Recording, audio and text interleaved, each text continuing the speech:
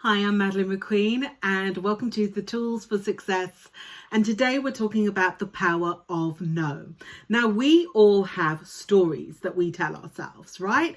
These stories are the ones that say, oh, well, maybe if I work really, really hard, they'll recognize me. Or if I don't work really, really hard, what will they say about me?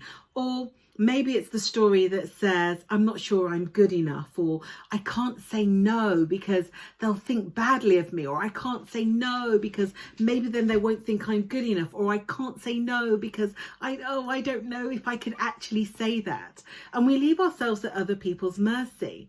But these are stories that we have. These are things that we've got going on in our minds. It's not necessarily that it's been confirmed. It's just that we have spent a lot of time in our own heads telling ourselves a narrative that isn't necessarily true. And so what's so important is that we start to change the narratives that we have and that empower us.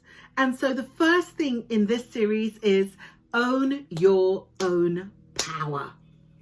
I want you to understand that often we work with people and we let them dictate, and even if it's not just working with people, it might be family members or even friends. They dictate to us what we can and cannot do, and we allow them to do that for many, many reasons.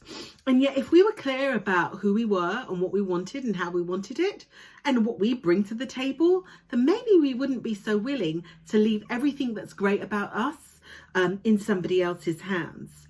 I want you to understand this. We have something that is amazing, the power of choice. And that power of choice allows each and every one of us to say no. We can choose whether or not we're going to be miserable, and we can choose whether or not we're going to be happy. We can choose our response. And that power to choose is everything. And the sooner we understand that, the better.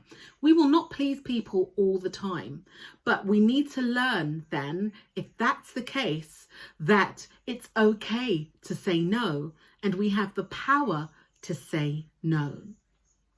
The thing is that it's easiest to say no when you have your clarity, when you know where you're going and what you're doing. But this power of no is phenomenal. Because if you know what your no is, then what happens is that you can stop being controlled by other people. And you can start leaning into the things that make a difference for you, that are important to you, that are the things that are going to get you where you want to go. And when you know that power, then you are able to own it. So own your power. The second thing for you is to own your no. Now, a lot of people believe that we should just say yes all the time, or in their actions they say yes all the time. But I'm going to let you know, no is a complete sentence. You don't need to say yes all the time, and it's not healthy to do so. People who are really successful, they use their no. If they don't like it, if it doesn't align with them and it's not where they're going, they're just going to say no. They're not going to do things that are going to put them in harm's way or leave them feeling less than. It creates space when you say no for yourself to be able to put your impact where you want that impact to be. It teaches others our boundaries when we say no. And it means that we don't enable other people's toxic behaviors around us, and we're not then impacted by those. And it stops us taking on too much. It also enables us to care for ourselves first, because without our health, we have no wealth, and we can't give anyway. And you don't have to keep saying sorry. You can just say no. As I said, no is a complete sentence.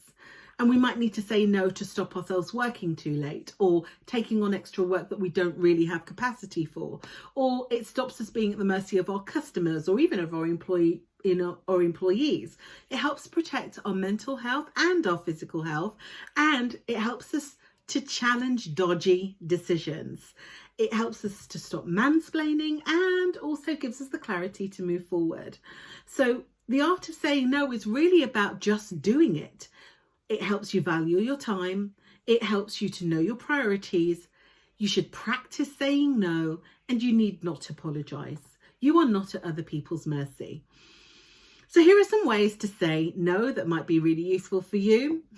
Here we go. No, I'm not able to do that. No, not this time. I'd rather not, but thanks anyway. I don't have the capacity to take this on. Unfortunately, I am not able to fit this into my schedule. I can't make that work. I'm not able to take on anything else right now. That doesn't fall into my remit. Thanks, but no thanks. And lastly, but by no means least, just no.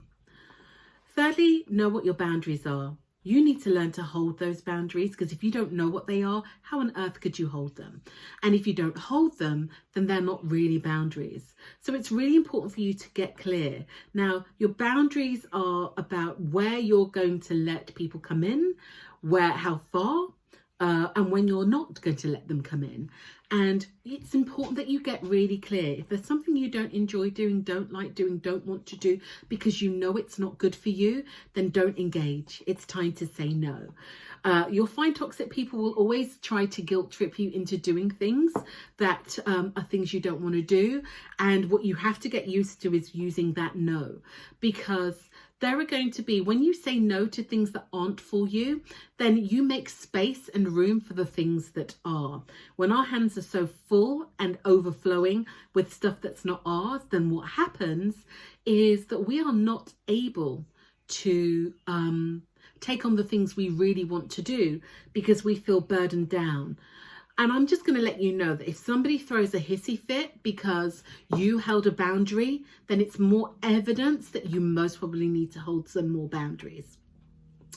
So I want you to let you know, as I said at the earlier on in this about boundaries, they are easier to set, but they are harder to hold. But the sooner you set them, the sooner you can hold them. And you hold them by continuing to say no. The other thing is don't worry about next week, next month, next year. Just worry about what you need to do today. In this very moment, use your no. It is powerful. Remember, we have choice and we teach people how to treat us. So make sure that you do that. And when we're looking at the power of no, be an ally for other people when they say no. Don't egg them on to do something. Actually, if they've said no and it's a healthy no for them, then you know what? Back them up. We all need backup sometimes. So be a really good ally with other people when it comes to no. And I want to remind you, you are not here at other people's mercy. You are not a tree. I say this all the time. You're not stuck. You can move. You have choice, and that choice gives you power. You can say no. So you know what? Use it. Have an amazing day, and let me know what you think of the power of no.